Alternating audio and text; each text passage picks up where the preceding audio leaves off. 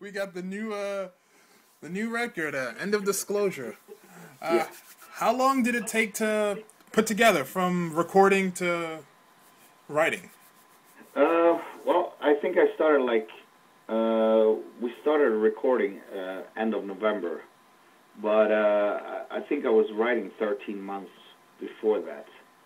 It was more like, you know, writing one song, then take 1 month, with something else, either a production or touring, and then back again writing another song, and then also refining the first song I wrote. And I did like that up till the end of November, until I knew I had everything.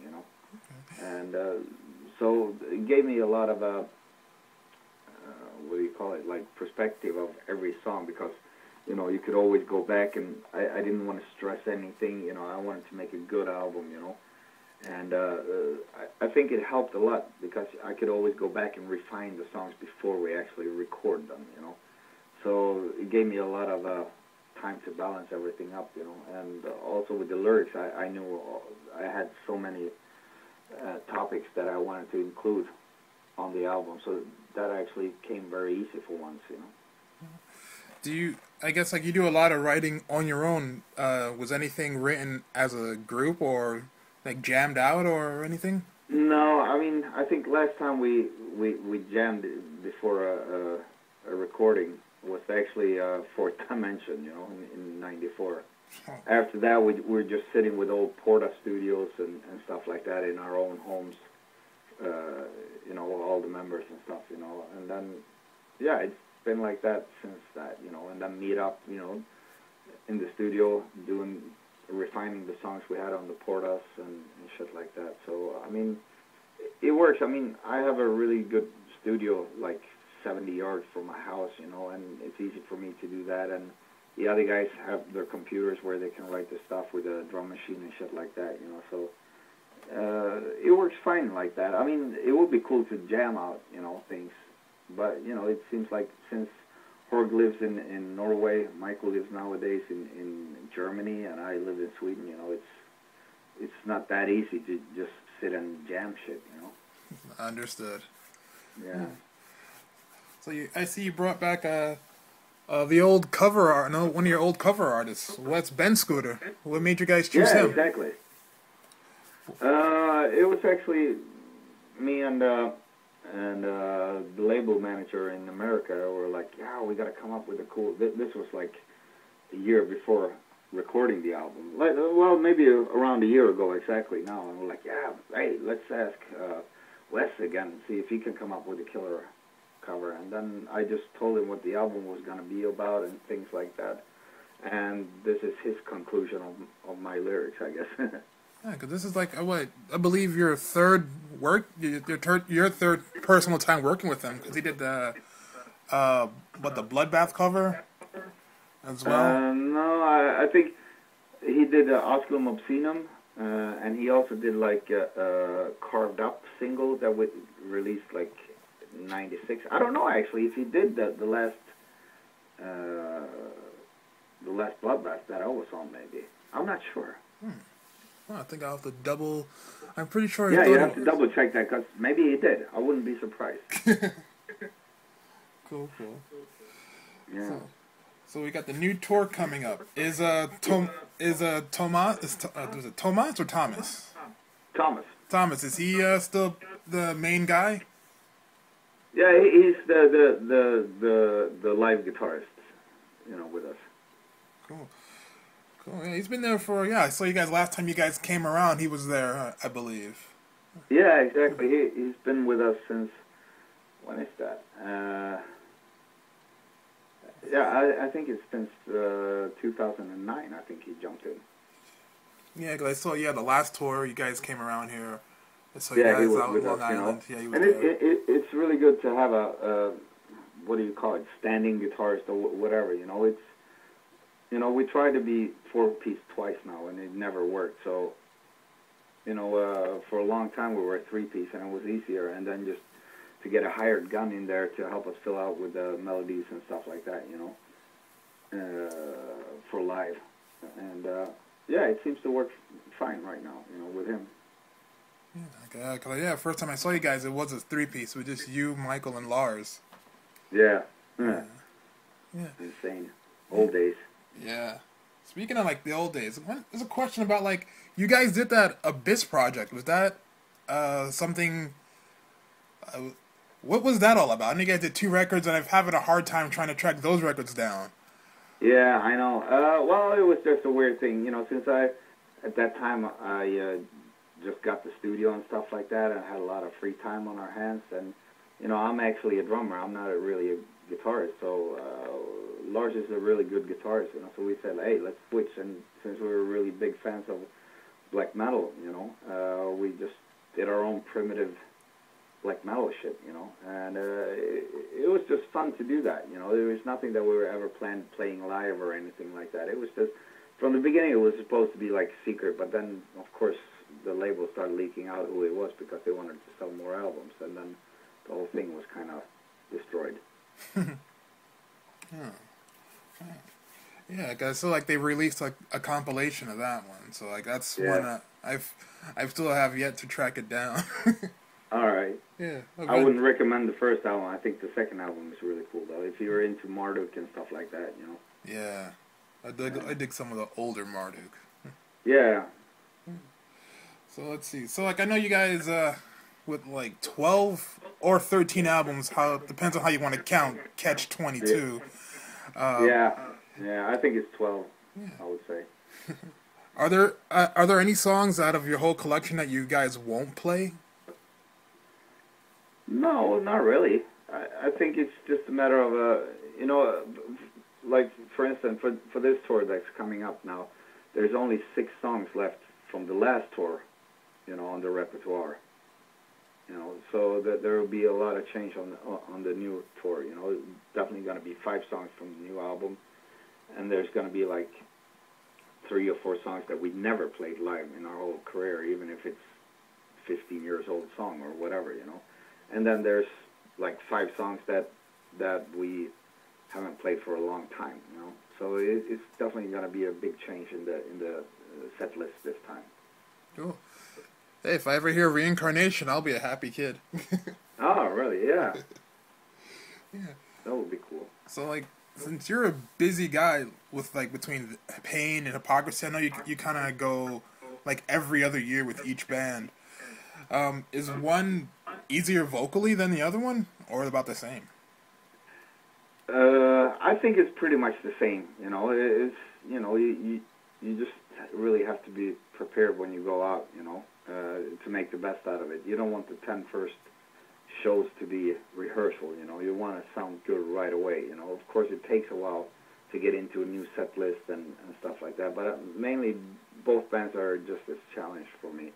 The more challenge I think is Hypocrisy vocals than Pain vocals, live. Yeah, I mean, I think that was that's one of the things that drew me to your music is you have a very wide range. Yeah, I try to not be boring to listen to. I really like to do a lot of different things. A lot of unexpected stuff or. It's mainly up to the song, the way, because, the way the song is. I mean, I can sing a verse like 3 or 4 different ways, black metal, death metal, screaming, all kinds in between there, and until I find the right feeling for the song. Then I choose that certain vocal style for it, It doesn't really, if I can't do it, I will practice till I know how to do it, And that's really why I think the vocals change a little bit from time to time, from album to album as well. But I think on the last couple of albums, the vocal has been kind of boring. I'm really happy with this one. I put a lot of fucking effort into this one. Not only like the vocal styles, but also like how you're supposed to be able to hear what the hell I'm singing, even if I'm growling very deep, You should still hear the clarity of the words and shit like that. And that took the most time, I think the record is a very powerful record. I was very surprised by, like, just overall, just from strictly from the production level, I was like blown away from it. I was like, man, it's your best sounding Hypocrisy record yet. You know, it's on a sonic Yeah, level. I'm It's great. super happy, and it seems like, I mean, especially in Europe now, when we're starting to see the reviews and stuff like that, it's album of the month in like 5 or 6 magazines so far, and it just starting, so to say. So it's going to be interesting to see what the Americans think, because it comes out a little bit later there, you know. Yeah, I got to enjoy like Tales of the Spineless. I mean, your vocals are very powerful, and it's kind of all over the place, and I really dig that. It's something that for me, like I just like enjoy you really don't know what you're gonna get with Hypocrisy, you know, and I really Yeah. and I really find that the best part of it, you know. It's like I like Yeah, like you do your lyrics. It's like, you know, 1 minute you're singing about like aliens, the next thing you know you're doing the song about, you know, the 4400. You know, I thought that was great. You know, I love songs based on like TV shows or movies and stuff. yeah. I mean, you know, basically the 4400, you know, is really about, you know, I don't think it's aliens that are abducting us. I think it's, you know, the Secret Service, secret society and shit. You know, they are doing the same shit that they did in the 30s and 40s, the Nazis. You know, they're trying things on us like guinea pigs, you know, illegally, and blame it on the Greys, you know. Yeah, I mean, that's one of your better things. Is like you keep your even on you know, you don't stick to the typical death metal tropes. You know, like you have a very big keyboard element to it, and you have like, you know, you sing about pretty much kind of whatever you want. It's not really, you know, we're gonna sing about aliens, we're gonna sing about some satanic stuff, and you kind of just go all in between. I think that's very helpful for what you guys do. It does keep it interesting. Yeah, I mean, basically the idea for this album is really a concept album about, you know, like conspiracy theories. You know, there's 9 different stories of 9 different conspiracies, you know, theories that everybody has, you know. So I think it's not only the music this time, you know, it's actually something interesting to read about in the booklet and shit, you know. It's just my point of view of different things, you know, that's up on the wall all the time, once in a while here and there. Like, when you started writing this stuff, was that part of, you know, the original idea, or did that just come later on? No, actually, the lyrics was already there since 3 years. I mean, I've been totally fucking in all these different conspiracies, you know, that's out on the net and YouTube and whatever, you know. You can Google different things, and you hear different stories and different theories from different people on a certain subject, you know, anything from 9/11 to the moon landing or whatever, you know, or, you know, things like that, you know, and you just going insane checking that out, and you're going, wow. And then you go to another one's point of view, and you go like, oh, yeah, maybe he is right now, you know, and you're going in between these, all these different people's theories, and then you eventually come to your own conclusion, and that's what's on the album, my point of view of it, you know, because everybody has their own point of view of so many different things, anything from drilling underground facilities, you know, to, yeah, you know, the return, like, of the ancestors, you know, and no Adam and Eve shit for me, you know. Yeah.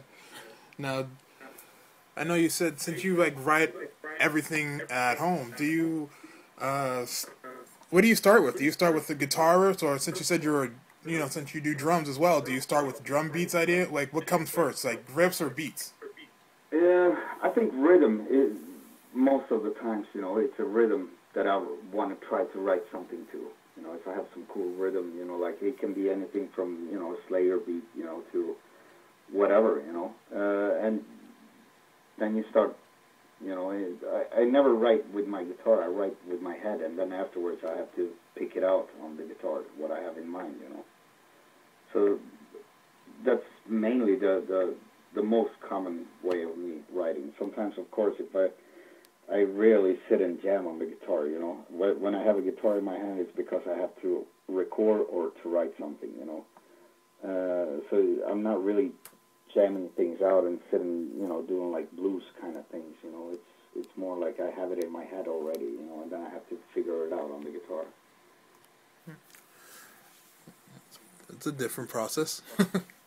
Yeah, but it's mainly always been like that. I remember the first Hypocrisy album I wrote it in my bed, to be honest, with a acoustic guitar standing beside me, with a memory cassette deck, I just wake up and just go, oh shit, I got a riff in my head, and I take the acoustic guitar and press rec on the tape player, and then I, document it on tape, and then I go to bed again, and then I jump up after half an hour again, and then I have another riff, and I could do that for a couple of weeks, and then all of a sudden, you have a song or two, So when you're awake next day, you try to puzzle those riffs together. That's how I did in the past.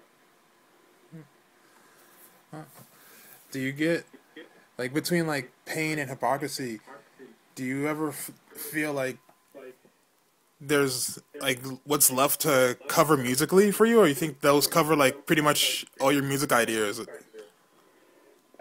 I don't know. I just know that never say never. You never know. I mean, it could be a blues album next time. No, but I don't know. Right now, I feel comfortable with what I'm doing. I have a lot of confidence in what I write now. Because it feels like I can trust my instinct, kind of. When I write, because I always try to write with my heart. What I would like to hear and things like that. Yeah. I don't know what's next, to be honest. I have no fucking clue. I know. I find it very, very good. Like, your focus, like, between Pain and Hypocrisy. It's like when you're doing one, nothing sounds like, oh, that could be a Hypocrisy song or that could be a Pain song. Everything sounds like they are written for that specific project. Yeah, usually you get in a certain mode when I write for Pain. I start thinking a little bit different, and the same goes with Hypocrisy. Then I start to think a little bit different, and then thing goes in that genre, kind of, depending which band it is. Cool. So let's see. I want to just want to bring up I just want to talk. I know, like, it's been about almost 10 years since Lars has departed. What's he been up to these last couple?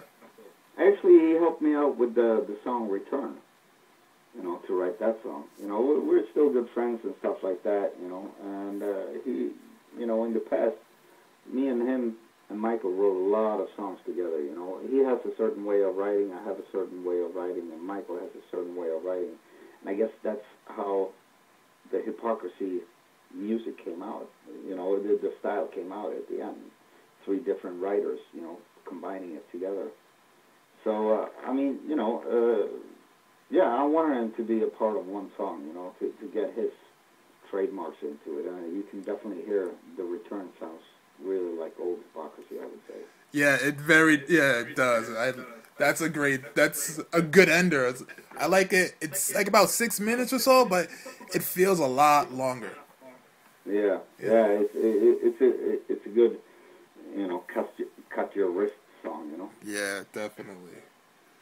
It's like, yeah, that was the thing. I was like, man, I was sad when Lars left, and I was like, man, because he did write. I did notice, like, he wrote like a lot of lyrics as well as music, and I was like, wow, I wonder how. He actually just helped out with one lyric. Me and Michael and Lars did one lyric together. I think that's about it. We did the Eraser lyric and music, all 3 together. That was a teamwork on that song. But most of the, 99.9%, I wrote all the lyrics. But, he wrote, maybe 30% of the songs. I wrote maybe 50% of the songs, and Michael wrote 20%, in the past. So, and that's how it was, when we were going crazy in the studio writing shit, Yeah. So I know you guys have. I know, like, since it was. I forgot what song. I think it was The Abyss on the Arrival and Catch-22, and like the 10 years of Chaos and Confusion. You guys re-recorded a bunch of older tracks over the years. Is there a plan to do any more re-recordings, or you're done with that?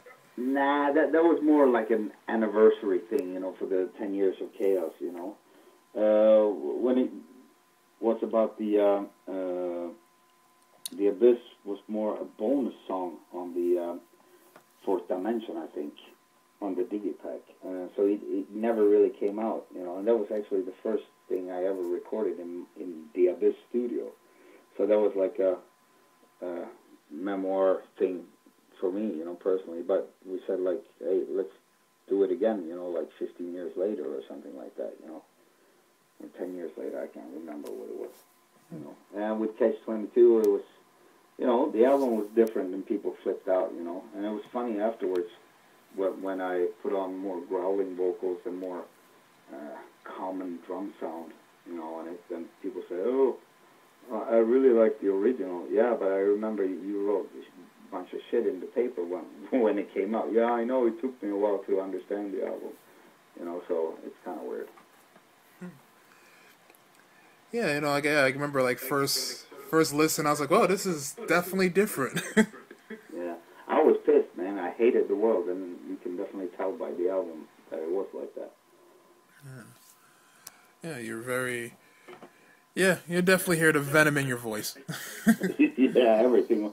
You know, the sound was punk. You know, the songs were almost punky. Some of them, you know, and it was just like in your face, mother. You know. Yeah, like I remember it was like, oh, it sounds new metal. I'm like, yeah, but not really. Yeah. You know, it's still like a death metal feel to it, but you know, it's just trying something new. Yeah. Because again, if every record sounded the same, I don't think you guys would still be here if you kept putting out the same record over and over. No, I don't think so either. If you look at the bands that came out 20 years ago and see where they are today, you know, I guess you have to renew yourself all the time, I think, you know. I think it's important for yourself as well, you know. I can't stand in one place writing the same song 15 times, then I'll flip out. Yeah. I mean, yeah, like I said, you guys, besides Obituary, you guys were like some of the early bands I listened to, and it's like you guys had slow shit. And, you know, and I was like, wow, slow. I was like, wait, what are you guys using keyboards for? Why is this slow? Why is there keyboards here? And, you know, like, is this allowed in death metal? And then you guys kind of just broke that wall for me, personally. Yeah, I mean, we mixed, we never, I mean, the first album, I guess we were pure death metal, you know, in the past, you know, but I had more in my mind, you know, more with atmosphere and feelings, and you should get in a certain mood when you listen to a song. And, you know, the keyboard helped a little bit with that, you know, and also then we started writing slower songs and more melodic and shit, and it's never been about any happy melodies, you know. It's been more really a melancholy kind of feeling to it, you know, and it worked fine, you know.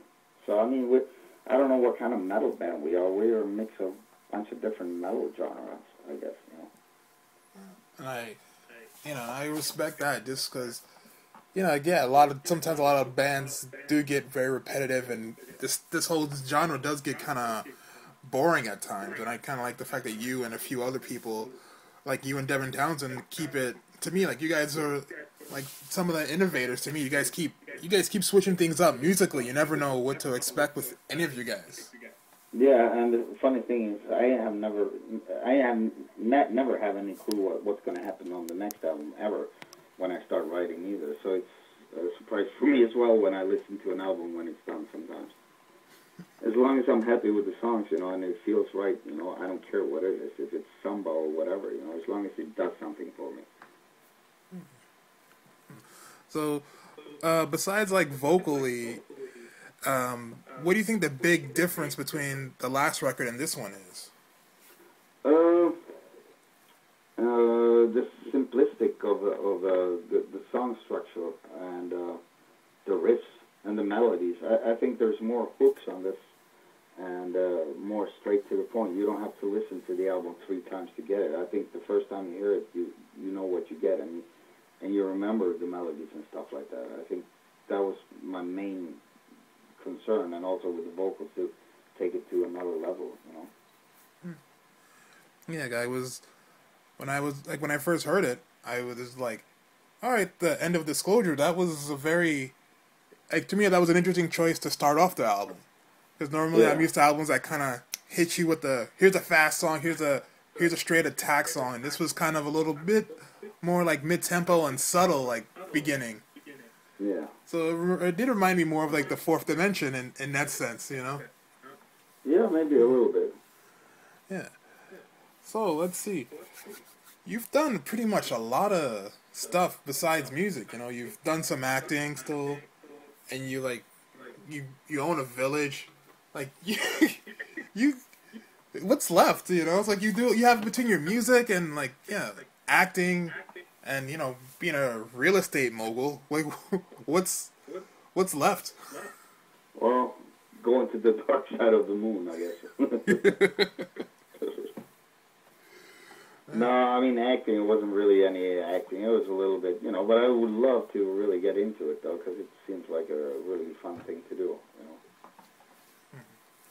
Yeah. But, no, I don't know. I really just try to take day by day as it comes, and try to enjoy it, I guess. Now, nowadays, I know you've slowed down, like, immensely from your early days of producing. What makes you want to produce a band? If somebody comes to you and says, "Hey, can you produce us?" What makes you say yes? First of all, timing. Since nowadays it's more touring than recording. Of course, it has to fit with my schedule. And also it has to be interesting. I think, for me to do. Like I think like one of the last records I've heard that you produced that I thought was phenomenal was the Overkill record. Yeah, no, I actually just mixed that album. But that one came out really good. I really liked that album. Yeah, I thought that was probably one of their best. That was probably like one of their best modern sounding records. Yeah. And then I hear like really good. I hear like the influence on the new record. The record since then.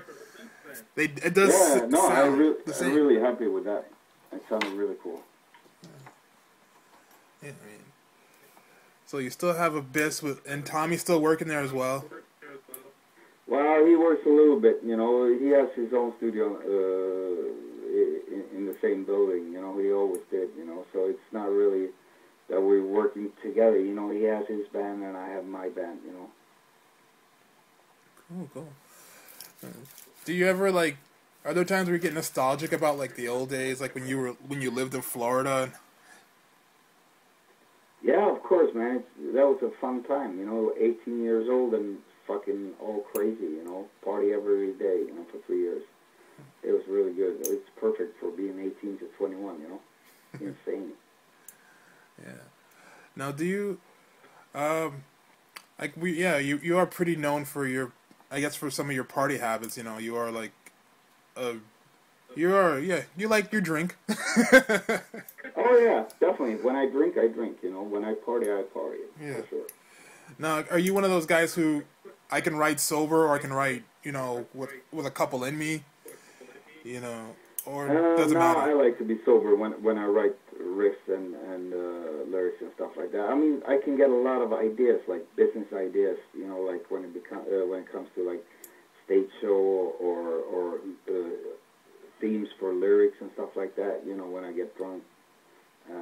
But I can never create anything, I can just come up with the ideas, kind of. Cool. Enjoy the rest of your day. Thank you again for your time, man. And I'll... Yeah.